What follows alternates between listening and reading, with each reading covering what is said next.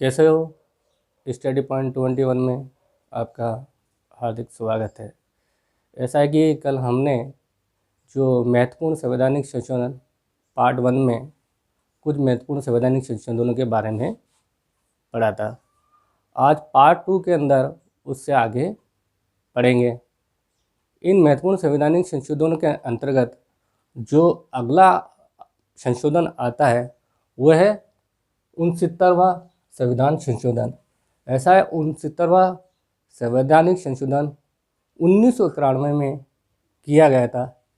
इसके द्वारा संविधान में एक अनुच्छेद 239 AA और AB जोड़ा गया। इसके द्वारा जो दिल्ली है, दिल्ली को राष्ट्रीय राजधानी क्षेत्र नाम दिया गया। इसी तरह जो अगला महत्वपूर्ण संवैधानिक संशोधन आता है वो 76वां आता है। ऐसा है कि 76वां संविधान संशोधन क्यों किया गया था? ऐसा है कि तमिलनाडु सरकार ने SC ST वर्ग के और पिछड़ा वर्ग के लिए जो आरक्षण दिया गया था उसकी सीमा को बढ़ाकर 69% कर दिया गया था और उसको न्यायिक समीक्षा से बचाने के लिए उसको प्रस्ताव को 9वीं अनुसूची में शामिल किया गया था। इसलिए 76वां संविधान संशोधन करना पड़ा। ऐसा कि आपको पता होगा जैसे कि इंद्रसानीवाद में जो न्यायिक निर्णय आया था उसके अनुसार जो आरक्षण की सीमा है वो 50% तय की गई थी, लेकिन साथ ये भी कहा गया था कि विशेष परिस्थितियों में आरक्षण की सीमा को 50% से अधिक बढ़ाया जा सकता है। ऐसा है कि जो तमिलनाडु सरकार ने जो 9वीं अनुसूची में ये SC ST और OBC का आरक्षण को 69% किया है उसको इस आधार पर वैधानिक ठहराया गया। इसी तरह जो 84वां संविधान संशोधन किया गया है वो इसलिए किया गया था कि जो लोकसभा है और राज्यों के जो विधानमंडल है उनमें जो सीटों की संख्या निर्धारित की गई है वो संख्या 2026 तक यही रहे, ये तय करने के लिए ये संशोधन किया गया था। कौन सा? 84वां संवैधानिक संशोधन। इसी तरह 86वां संविधान संशोधन क्यों महत्वपूर्ण है?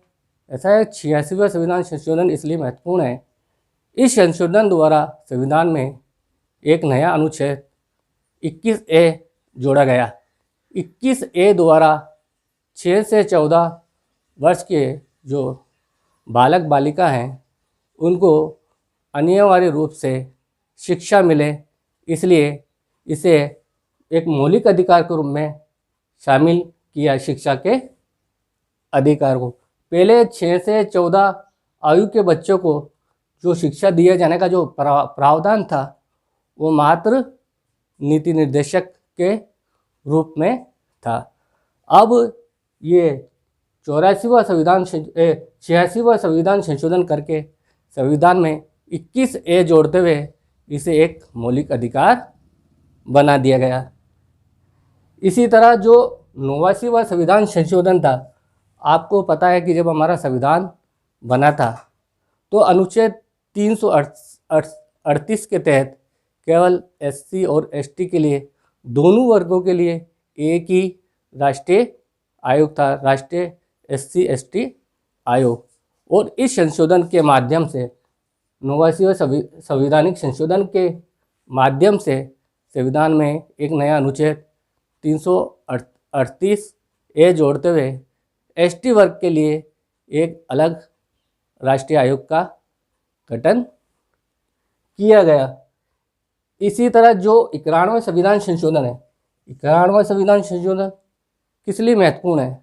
91वां संविधान संशोधन इसलिए महत्वपूर्ण है कि केंद्र और राज्यों के स्तर पर पहले मंत्रिमंडल का या मंत्रिपरिषद का आकार सुनिश्चित नहीं था।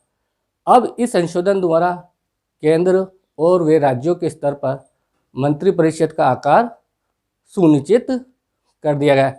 यानी कि केंद्र स्तर पर जो मंत्रिपरिषद का आकार होगा, यानी मंत्री की जो संख्या होगी वो 15% से अधिक नहीं होगी, यानी निम्न सदन में के आधार पर यह संख्या तय की गई है।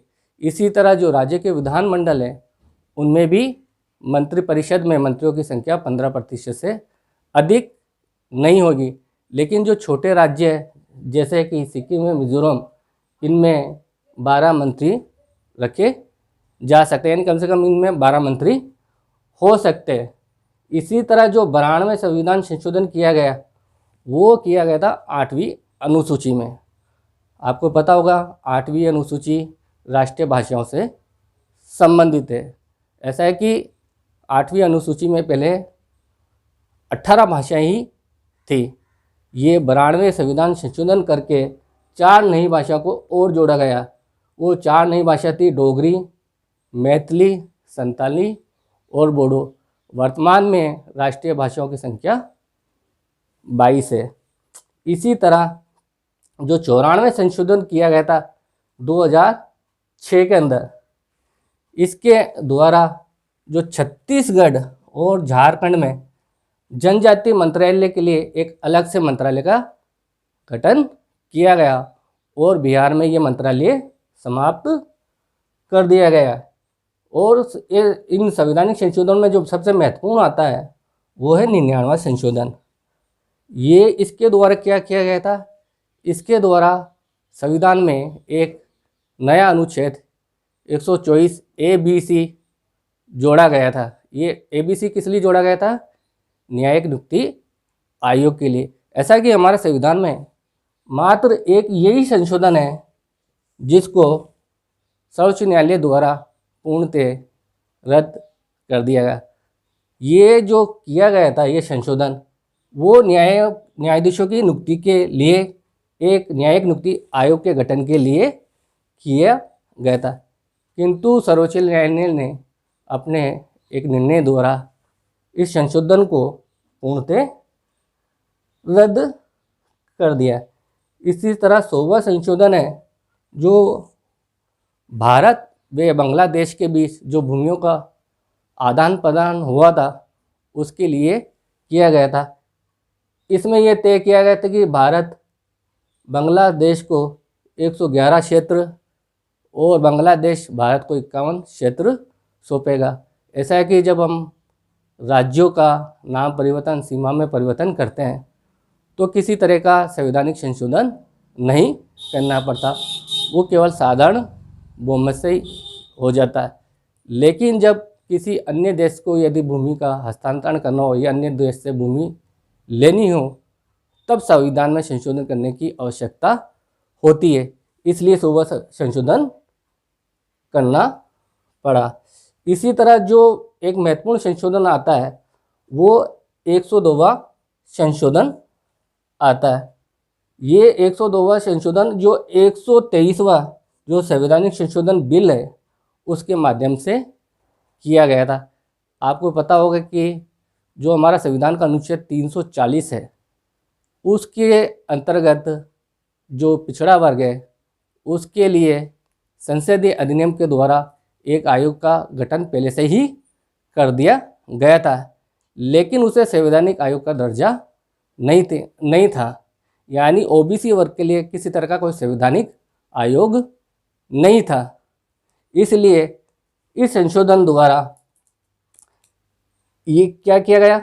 इस संशोधन द्वारा एक नया अनुच्छेद 338B जोड़ते हुए पिछड़ा वर्ग के लिए एक संवैधानिक पिछड़ा आयोग का गठन करने का प्रावधान किया गया।